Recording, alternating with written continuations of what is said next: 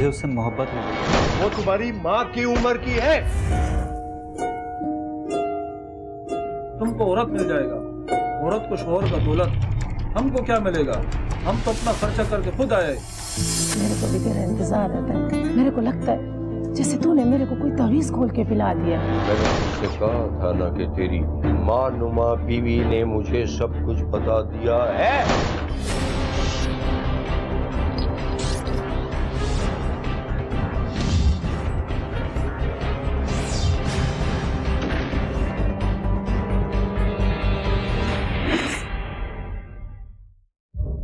ये तुम्हारा साहब कब आएगा? हाँ भाई, क्या हो रहा है? सर ये आपसे मिलना चाहिए। इस्लाम साहब। वालेकुम सलाम, बैठे। जी फरमाइए। साहब हमारा नाम आबदा है, हमारे को रिपोर्ट दर्ज कराना है। किसके खिलाफ रिपोर्ट दर्ज करानी है आपने? वो साहब अपने शौहर के खिलाफ। शौहर के खिलाफ? ओ बीबी, सीधी सीधी बात करो, क्या मसला है? हम साहब को बता रहे ना साहब, हमारा शौहर से नाराजगी चल रहा है। हमने अपना सारा जेवर बेच दिया, कारोबार में लगा दिया साहब। उसका मुनाफा जो है ना 20,000 आता है साहब। हमारा मकान का फाइल भी हमसे मांगते हैं साहब। ये जायदाद तुम्हारी है या उसकी है? वो साहब हमारा पहला शौहर का था, उनका इंतकाल हो गया साहब। हमने दूसरा शादी कर लिया था।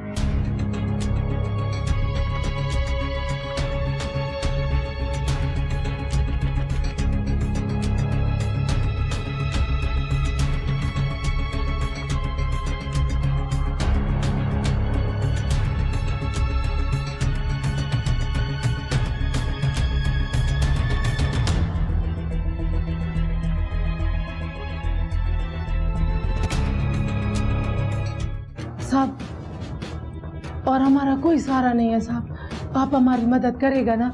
हाँ ठीक है। क्या नाम बताया था तुमने अपने शौहर का? साहब इब्ने अमीन। इब्ने अमीन। तुम ऐसा करो कि बीवी को ले जाओ और इनका एड्रेस नंबर वगैरह लिखो और हेड कांस्टेबल से कहो कि इब्ने अमीन को लेकर आए। मैं देखता हूँ उसकी बदमाशी। ठीक है? राइट सर, चलें बीबी।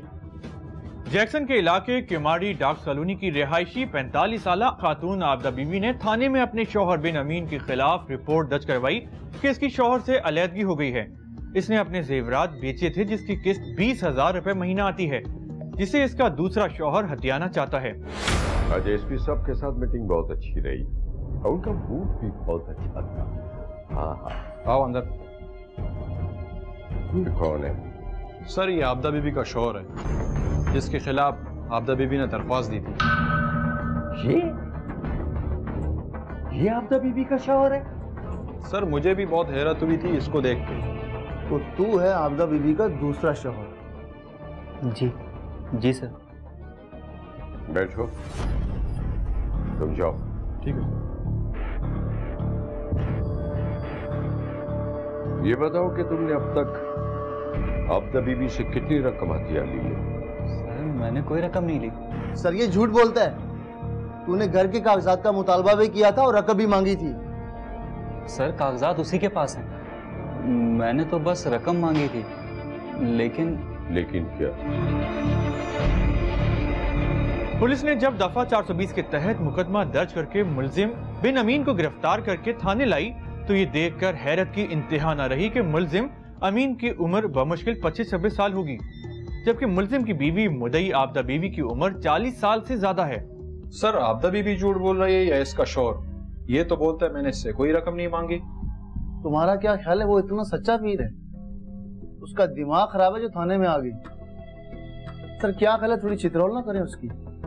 हाँ लेकिन मैं कुछ और सोच रहा हूँ। क्या सर?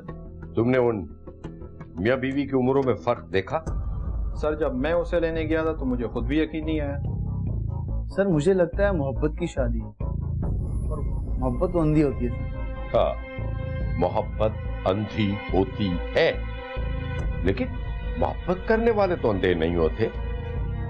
सर आबदा बीबी बेवा थी और अमीन को पता था कि इसके पास काफी जायदाद है, इसी लालच में उसने शादी की। अमीन ने तो आपदा की जायदाद की लालच में आकर उससे शादी की, लेकिन आपदा ने उससे शादी क्यों की? हाँ सर ये सोचने वाली बात है वैसे। सर उसको सहारे की जरूरत थी। क्या सहारे की जरूरत थी? अगर उसे सहारे की जरूरत थी तो अपने हम उम्र से शादी करती। 40 से ऊपर की औरत है वो लड़का देखा तुमने? हाँ 22 से 23 साल का होगा बस। सर इसका मतलब है उसका भी कोई मतलब होगा। केस दिलचस्प है। तुम ऐसा करो कि जरा आपदा बीवी को तो लेकर आओ, मैं देखूं कि सही हकीकत है क्या।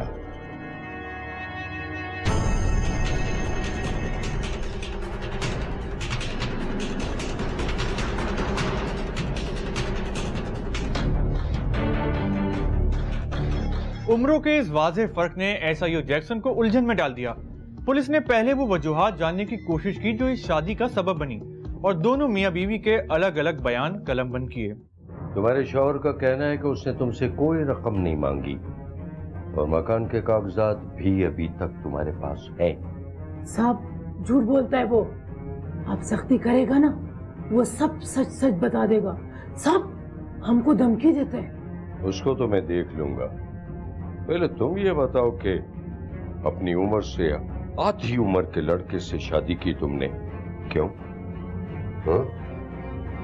वो साहब हम बेवा हो गया था, हमारा एक बच्ची भी है। हमको सारे का जरूरत था साहब, तो हमने शादी कर लिया। काम क्या करते हो तुम? सर मैंने ग्रेजुएशन किया, आजकल बेरोजगार हूँ। सर शादी भी तो एक काम है। इसने ग्रेजुएशन करके शादी वाला काम तो कर लिया। उसके मोहल्ले में रहता था, उसकी जायदाद पे नजर थी इसकी। शादी कैसी हुई तुम्हारी उसके साथ? तुम्हारे वालिदैन की रजामंदी शामिल थी उसमें? नहीं सर, घर वाले राजी नहीं थे। मुझे उससे मोहब्बत हो गई। वो तुम्हारी माँ की उम्र की है। तो तुम्हें मालूम है उसकी एक बेटी है। How you nonsense कि तुमने उसकी बेटी की बजाय उसकी माँ से मोहब्बत की? हाँ सर मोहब्बत तो ये अपनी माँ से भी बहुत करते हैं। इसने सोचा कि शादी के बाद भी ममता मिलती रहेगी। कितना अर्सा हो गया तुम्हारी शादी को? सर यही कोई 1.25 साल। और 1.25 साल के बाद तुम्हारी मोहब्बत का भूत उतर गया? सर मोहब्बत किस बात की? जायदाद की लालच में इसने शादी की थी, जायदाद तो मिली नहीं, मोहब्बत का भूत तो उतरना ही था सर। नहीं सर, मैं तो उससे प्यार करने लगा था सर। पुलिस ने मुल्जिम अमीन से शादी के मुतल्लिक पूछा तो मुल्जिम इब्तिदा में पुलिस को गुमराह करने के लिए टाल मटोल से काम लेता रहा। तफ्तीशी अफसर के मुताबिक जब बेजोड़ शादी की तसल्ली बख्श वजूहात मालूम ना हो सकी तो पुलिस ने आबदा खातून को थाने बुलाया। सारी जायदाद तुम्हारे पहले शौहर की है? जी साहब। कितनी जायदाद है? 4 मकान था साहब, 2 इसने बेच दिया। वो तेरी मानुमा बीवी है ना, उससे मुझे सब कुछ बता दिया। क्या? उसने सब कुछ बता दिया? अस्सलाम वालेकुम।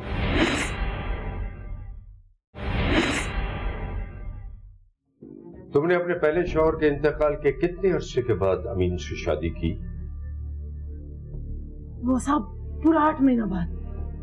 अच्छा, ये सारी जायदाद तुम्हारे पहले शौहर की है? जी साहब। कितनी जायदाद है? साहब हमको ठीक से नहीं पता। 4 मकान था साहब, 2 इसने बेच दिया। अच्छा, ये तुम्हारे पहले शौहर का इंतकाल कैसे हुआ? बीमार था या एक्सीडेंट हुआ? वो साहब श्री जना कॉलोनी में ना मकान की मरम्मत करा रहा था, वापसी पे आ रहा था तो किसी ने उसको गोली से उड़ा दिया साहब। चमन खान की जिंदगी में हमको कोई दुख नहीं था साहब, वो बहुत अच्छा था। अच्छा, ये बताओ कि चमन खान की जिंदगी में तुम्हारे अमीन से ताल्लुकात थे? कोई मिलना जुलना, कोई राब्ता था? हाँ? वो साहब मोहल्ले में रहता था, जान पहचान तो थोड़ा बहुत था साहब। जान पहचान सिर्फ तुम्हारी अमीन से थी? खातून ने पुलिस को बताया कि 2 साल कबल इसके शौहर चमन खान का इंतकाल हुआ तो इसने मजबूरी में अमीन से शादी कर ली थी। दोनों के बयानात ने पुलिस को केस के हर पहलू का जायजा लेने पर मजबूर कर दिया और जब पुलिस ने मुल्जिम अमीन पर सवालात की बौछार की तो वो खुलता चला गया। वो अपनी हड्डियां तोड़वाने के चक्कर में लगा है तू। वो तेरी मानुमा बीवी है ना, उससे मुझे सब कुछ बता दिया। क्या?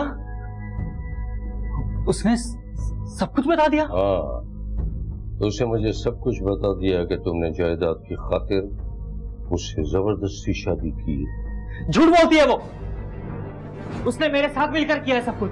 अच्छा बच्चा, मुझे ये टेलर नहीं दिखा।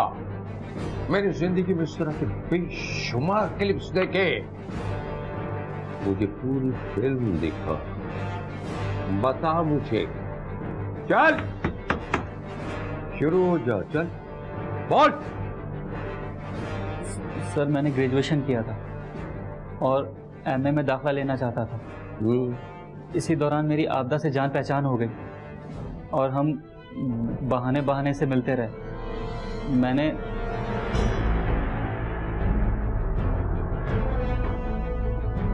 मुल्जिम अमीन ने इकरार किया कि एक ही मोहल्ले में रहने की वजह से आपदा से इसकी आंखें 4 हो गई थीं और वो ये जानते हुए भी कि वो शादीशुदा और जवान बेटी की मां है, वो इसकी मोहब्बत में गिरफ्तार हो गया था और वो उसे अपनी मोहब्बत के जाल में फांसने में कामयाब हो गई थी और वो बहाने से मिलने लगे थे।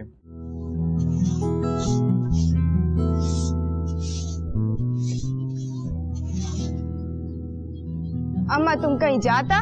वो हम थोड़ा बाजार तक जा रहे हैं और हम पे ध्यान देने के बजाय ना काम पे ध्यान दिया करो। अम्मा तुम सुर्खी पाउडर लगाता है और खूबसूरत हो जाता है, ख्याल तो रखना पड़ेगा ना। बको मत, अपना काम करो। हमारे आने तक बावर्ची खाना साफ कर लेना, बर्तन भी धो लेना और दाल भी साफ कर लेना। हम तब तक आ जाएगा। अम्मा मेरे को अपने भी कपड़े इस्त्री करने हैं। वो कपड़े से याद आया, जो कल हमने अपना जोड़ा धोया था ना, उस पे भी इस्त्री लगा देना। तब तक हम आ जाएगा। अपना ध्यान रखना। अच्छा?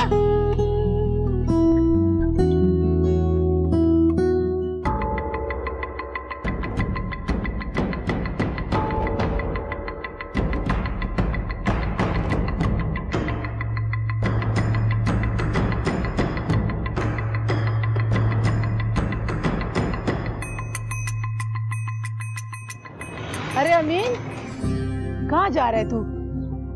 काम से जा रहा हूँ। मेरे को भी ले जाना, बाजार तक जाना है। आ जाओ, छोड़ दूंगा। ठीक है।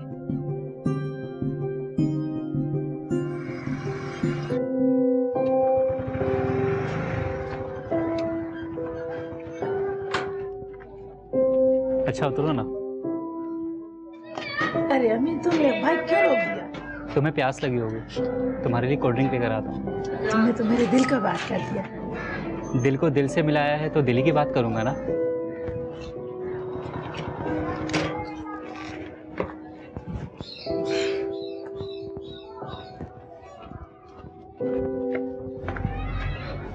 हेलो, 2 कोल्ड ड्रिंक देना है यार। 2 कोल्ड ड्रिंक, काली सफेद?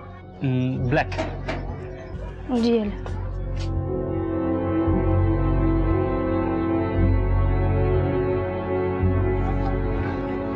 बैठो ना।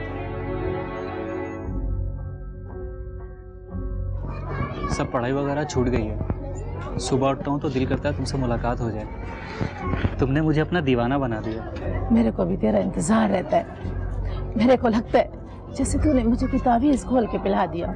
मेरा ताबीज तो तुम हो। जब सोकर उठता हूँ तो दिल चाहता है तुमसे मुलाकात हो जाए और जब तुमसे मुलाकात हो जाती है तो दिल करता है तुम्हारे पास बैठ जाऊँ। मुझे लगता है तुम मेरे साथ बेवफाई करोगे। छोड़ो ना यार।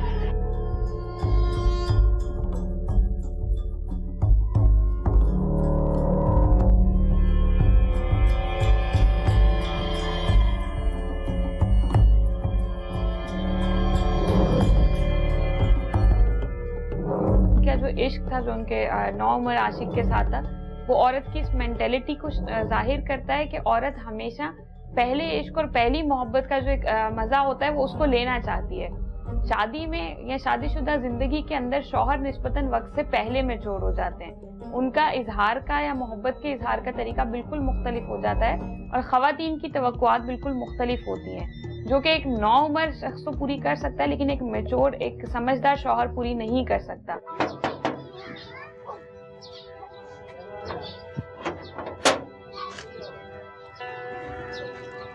अस्सलाम वालेकुम। वालेकुम सलाम। अम्मी हैं क्या? अम्मा अंदर है, बुलाओ क्या? नहीं, ये अम्मी को दे देना। अच्छा ठीक। अच्छा, अब मैं चलता हूँ। ये चीज़ इस कहानी में और आबदा के किरदार में बहुत वाज़ेह है कि औरत के मिजाज में ये चीज़ होती है और आबदा के मिजाज में ज़रूरत से ज़्यादा थी कि औरत को नौजवान मोहब्बत, चाहे वो अपनी जवानी में करे चाहे वो अपने बुढ़ापे में करे, उसको नौजवान मोहब्बत का एक इजहार जो होता है वो ज़्यादा पसंद आता है। आबदा, मुझे बहुत डर लगता है। किस बात का? अगर किसी ने हम लोगों को देख लिया तो? जालिम इंसान, तेरे से ज्यादा खतरा तो हमारे को है। अमीन, अब हम लोग ना बाहर नहीं मिलेगा। क्या? ये क्या बोल रही हो? मैं मर जाऊंगा आबदा। एक दिन अचानक आबदा का शौहर भी वफात पा गया। क्या? पहले माँ मर गई, फिर उसका पहला शौहर वफात पा गया या कत्ल कर दिया गया है ना?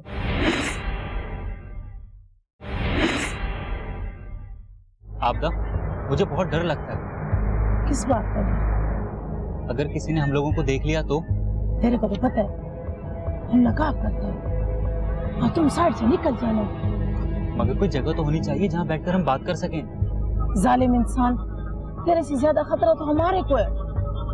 तू बिल्कुल नकारा इंसान है, कोई बंदोबस्त तो कर नहीं सकता। तू तो जानता है ना, तेरे को हम घर पे भी तो नहीं बुला सकता ना। सच कहूँ आबदा, इस तरह की मुलाकातों से मुझे तसल्ली नहीं होती। मुझे नहीं पता तू कैसी तसल्ली चाहता है, लेकिन मेरे को कोई ना कोई बंदोबस्त करना पड़े। पुलिस जराये के मुताबिक इन्वेस्टिगेशन से ये बात सामने आई थी कि आबदा बीवी अपने पहले शौहर चमन खान की दूसरी बीवी थी। चमन खान की पहली बीवी से 2 बेटियां हैं जो शादीशुदा हैं, जबकि एक बेटी आबदा बीवी से है। चमन खान के 4 मकानात थे। 5 अक्टूबर 2012 को बाद नमाज मगरिब शीरी जिना कॉलोनी में वाक़े अपने 2 मकानों की मरम्मत करवाकर वापस आ रहा था कि नामालूम मुलजिमान ने फायरिंग करके कत्ल कर दिया, जिसका मुकदमा बोर्ड बेसन थाने में दर्ज हुआ। चूंकि मकतूल का ताल्लुक सवाबी से था, इसलिए पुलिस ने पुरानी दुश्मनी का शख्साना करार देकर फाइल को दाखिली दफ्तर कर दिया था।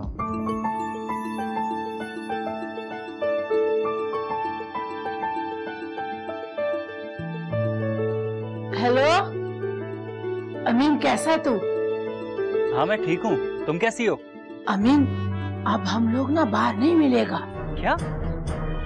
ये क्या बोल रही हो? मैं मर जाऊंगा आबदा। अरे हम तुम्हारे को मरने थोड़ा ही देगा। ऐसा नहीं करो यार, तुम्हें खुदा का वास्ता है। मेरा बात ध्यान से सुनो। अम्मा का घर देखा है ना? हाँ हाँ देखा है, बोलो। बस कल तुम वहीं आ जाना।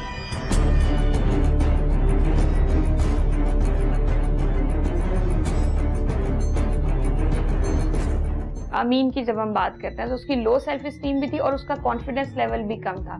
जब इंसान को अपनी जात पे एतमाद होता है तो उसको पता होता है कि जी मैं मेहनत करके अपनी स्टैंडिंग भी बना सकता हूँ और पैसा भी बना सकता हूँ। दूसरी बात यह है कि बहुत छोटी उम्र से ये कहा जाता है कि बच्चों को अपने से बड़ी उम्र के लोगों के साथ मिलना मिलाना नहीं होना चाहिए।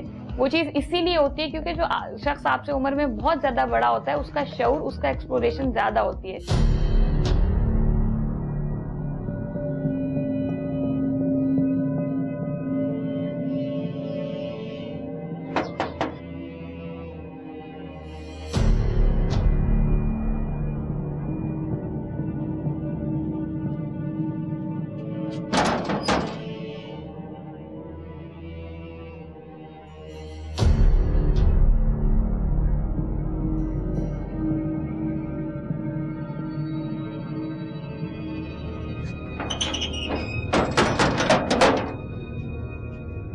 तुम अंदर बैठो, हम अभी आता है, ठीक है? अंदर जाओ, जल्दी आ जाना।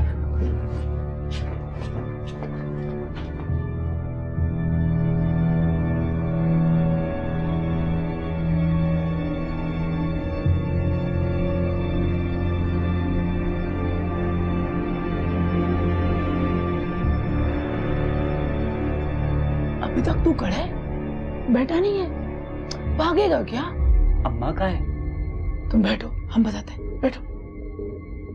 अम्मा का फिक्र छोड़ो, अम्मा का तबीयत खराब है, अपने कमरे में आराम कर रहा है। अगर देख भी लेगा ना तो हम कोई ना कोई बहाना कर देगा।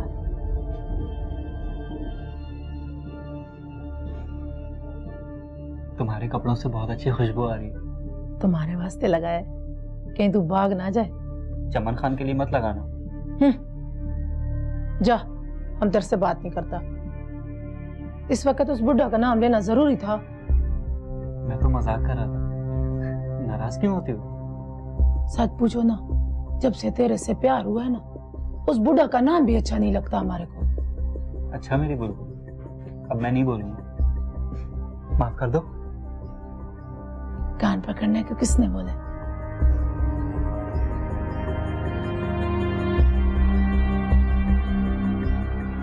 हम लोग आपदा की वालदा के घर पर मिलते रहे, जो अब वफात पा चुकी हैं। तो उसका इंतकाल हो ही जाना था, तुम दोनों की बेगैरती की वजह से वो मर गई। अच्छा ये बता के फिर तेरी शादी कैसे हुई? एक दिन अचानक आपदा का शौहर भी वफात पा गया। क्या? पहले माँ मर गई, फिर उसका पहला शौहर वफात पा गया या कत्ल कर दिया गया?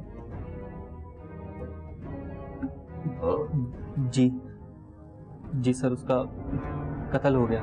वो ठीक 8 महीने के बाद तुम दोनों ने शादी कर ली, खेल खत्म। जी सर। झूठ बोलता है, बकवास करता है। नहीं सर, मैं सच बोल रहा हूँ। मैंने तुझसे कहा था ना कि तेरी माँ नुमा बीवी ने मुझे सब कुछ बता दिया है। चमन खान का कत्ल तूने किया और आपदा की जायदाद को हथियाने के लिए तूने उससे शादी की। नहीं सर, मैंने कोई कत्ल नहीं किया, वो तो आपदा ने करवाया है। मैंने कोई कत्ल नहीं किया सर। वो कत्ल कैसे करा सकती है? सर, हमारी मुलाकातों को 1 साल का अरसा गुजर गया। मैं आपदा की मोहब्बत में पूरी तरह से पागल हो चुका था सर। मैं जानता था कि आपदा और मेरी उम्र में बहुत ज्यादा फर्क है, और ये कि उसकी एक जवान बेटी भी है। मगर सर, मैं आपदा को अपने दिल से नहीं निकाल पाया, और मैंने आपदा के साथ मिलकर एक प्लान किया सर।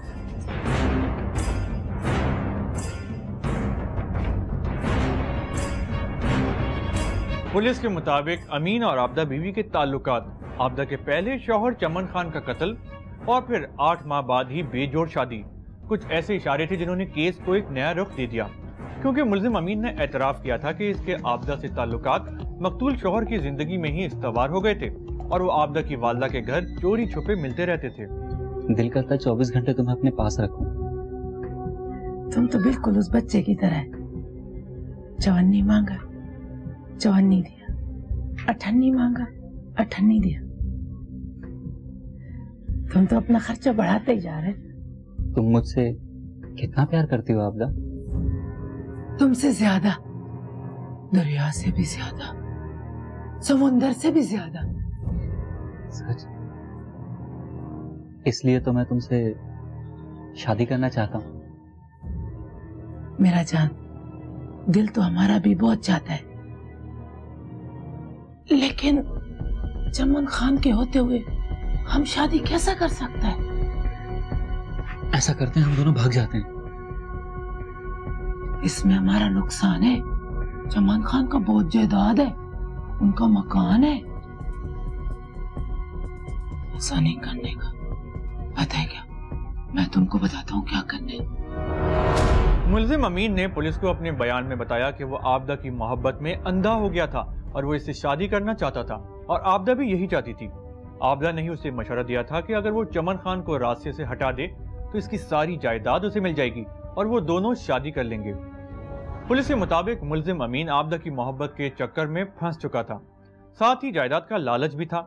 इसलिए दोनों ने मिलकर प्लानिंग की और इब्ने अमीन ने इस काम के लिए सवाबी से अपने कजन शाह खालिद को कराची बुलवाया। मुल्जिम अमीन ने जुर्म का एतराफ करते हुए अपनी मंसूबाबंदी के बारे में बताया। तुमको औरत मिल जाएगा, औरत को शोहर का दौलत, हमको क्या मिलेगा? हम तो अपना खर्चा करके खुद आए, तुम्हारे पास तो कुछ भी नहीं है यार। लाला फिर तुमको क्या चाहिए? हमको नगद पैसा चाहिए, हम अपने गाँव जाएगा काम करने के बाद। हम नकद रकम तो नहीं दे सकता। वो तुमने पैसों का बोला था ना जी। ये कोई पैसा रख लो। ये बेटा पहले तुम लो, ये रख लो पैसा।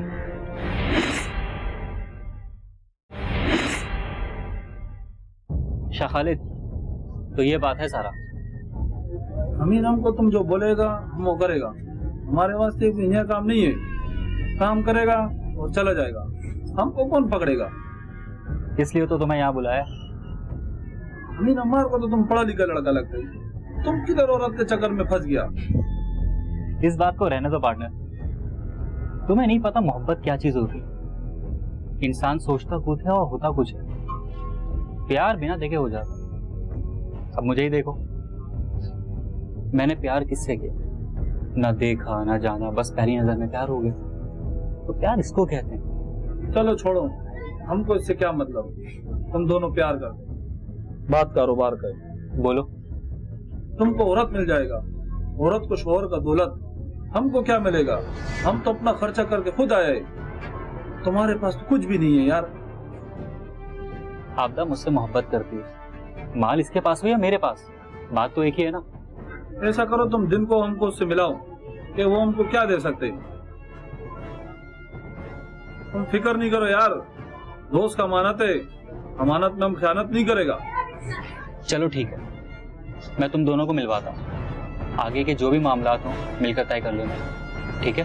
ठीक है, वो हमारा काम है। ठीक है, हम जाने हमारा काम। अभी आप लोग सामने बैठे हो, जो बात भी करनी है कर लो। अमीन, तुमने लाला को कुछ नहीं बताया? ये काम की खातिर तो वजीरिस्तान से आया है। तो लाला बस वही काम करना है। काम तो हम करेगा, तुम दोनों शादी बना लेगा, हमको क्या मिलेगा? लाला फिर तुमको क्या चाहिए? हमको नगद पैसा चाहिए, हम अपने गाँव जाएगा काम करने के बाद। हम नकद रकम तो नहीं दे सकता। तो फिर क्या फायदा? वो अमीन, तुम भी तो कुछ बोलो ना लाला को।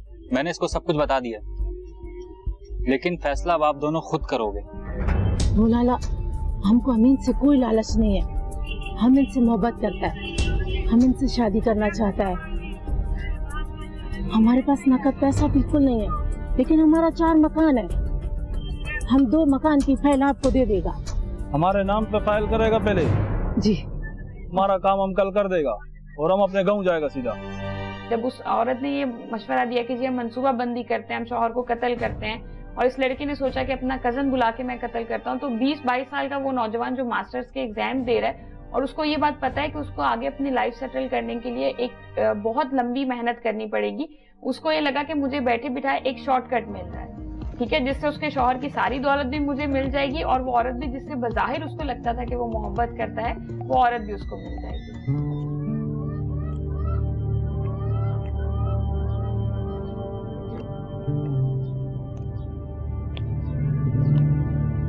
तुमको बोला भी था कि जल्दी उठाना, आज फिर देर हो गया। हमारे को तो ऐसे लगता है जैसे मकान तुम अपने हाथों से ही बना रहे। तुम मिस्त्री मजदूर को नहीं जानता, मालिक सर पे नहीं होगा ना तो आरामखोरी करता है। अच्छा, तो तू कब वापस आएगा? तुमको तो पता है 8-9 बज जाता है, तुम हमारा फिक्र नहीं किया करो। अरे हम तुम्हारा फिक्र नहीं करेगा तो और किसका फिक्र करेगा?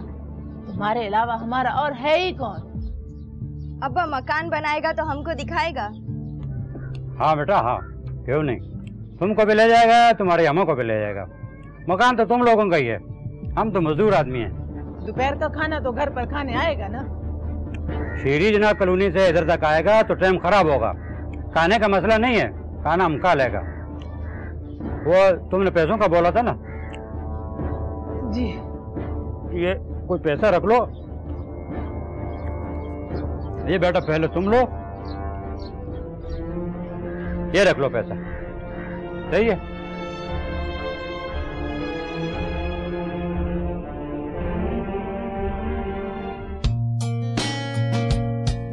तू भी ठीक कह रहा है। किसका फोन है? आपदा का फोन है। इसको बिना मुझसे बात किए बिना चैन नहीं आता। हाँ बाबा, जिसको रोज चिकन फ्राई मिले उसको कैसे चैन आएगा?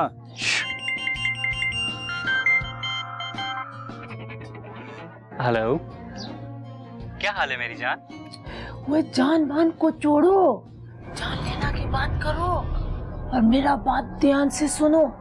हाँ बोलो, क्या बात है? आज मौसम भी अच्छा है और दिन भी जुमा का है। हमें नीड ऑफ एग्रेशन है, ठीक है। एग्रेशन का लेवल ये है कि आप किसी का कत्ल करने पे आ जाते हो। इसको आप हॉस्टाइल बिहेवियर कहते हैं, एंटी सोशल बिहेवियर कहते हैं कि वो रिलेशनशिप जिसमें आप इतने सालों से 20-22 साल से रह रहे हो, आप उसको कत्ल करने पे भी तैयार हो जाते हो और आपको उसका एहसास ही नहीं होता कि आप कितना बड़ा कदम उठा रहे हो, ठीक है। एक चीज़ ये आती है। दूसरा, जहाँ तक इनकी पर्सनैलिटी की बात करते हैं तो ये बॉर्डर लाइन पर्सनैलिटी में आते हैं। ये वो लोग होते हैं कि अगर किसी से अटैच होते हैं तो बहुत एक्सट्रीम तक अटैच होते हैं, और अगर इनको कोई बंदा बुरा लगना या खटकना शुरू होता है तो वो इस लेवल तक का होता है कि ये बहुत आराम से उसकी कत्ल की प्लानिंग भी कर सकते हैं और उसको कत्ल कर भी सकते हैं। नहीं, आज ही कर दे। अच्छा ठीक है, मैं शाह खालिद से बात करता हूँ। अगर आज नहीं हो सका तो कल जरूर हो जाएगा। रखता हूँ। क्या बोल रही थी? पुलिस के मुताबिक इस भयानक खेल की मरकजी किरदार 45 साला आबदा बीवी है, जिसने अपने से आधी उम्र के लड़के से ताल्लुकात इस्तवार किए और शोहर को कत्ल करवाया और फिर नौउम्र दूल्हा के साथ सारी जायदाद पर कब्जा करके जश्न मनाती रही।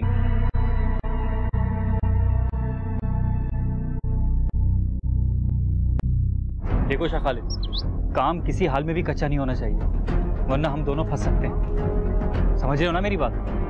टेंशन नहीं ले यार, मैं तुम्हारे साथ हूँ। देख बंदा आ रहा है या नहीं? बस ठीक है। वो आ गया, वो बस स्टार्ट करो।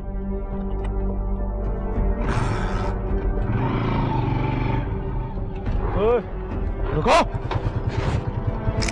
इस दौरान मुलजिमा ने अपनी जायदाद तीसरे मुलजिम शाह खालिद के नाम ट्रांसफर कराने की कोशिश की, लेकिन मकतूल शौहर की शादीशुदा लड़कियां आड़े आ गईं और अदालत ने फैसला मुलजिमा आबदा के खिलाफ कर दिया। अदालती नाकामी के बाद मुलजिमा आबदा और मुलजिम अमीन के दरमियान जायदाद पर तनाज़ा पैदा हो गया और आबदा ने अपने दूसरे शौहर के खिलाफ जालसाजी का मुकदमा दर्ज करवा दिया। ताहम मुलजिम अमीन ने आबदा के पहले शौहर चमन खान के कत्ल का राज उगल दिया। पुलिस ने मुलजिम के बयान की रोशनी में मुलजिमा आबदा बीवी को गिरफ्तार करके कत्ल की तफ्तीश के लिए बोर्ड बेसन इन्वेस्टिगेशन पुलिस के हवाले कर दिया। अक्ल के शोक मार देते हैं, इश्क के रोग मार देते हैं। आपको तो नहीं मरता कोई, दूसरे लोग मार देते हैं।